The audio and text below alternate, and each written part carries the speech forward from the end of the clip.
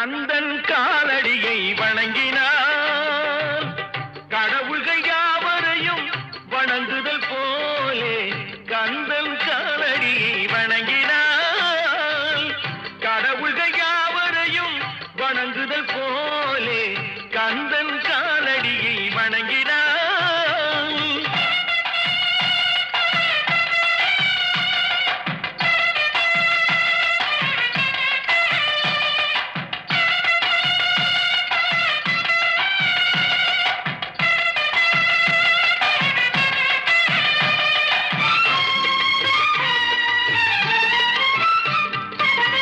தந்தை பரமனுக்கு சிவகுருநாதன், தாயார் பார்வதியின் சக்திதானே வேலன், சிவசக்திதானே வேலன்.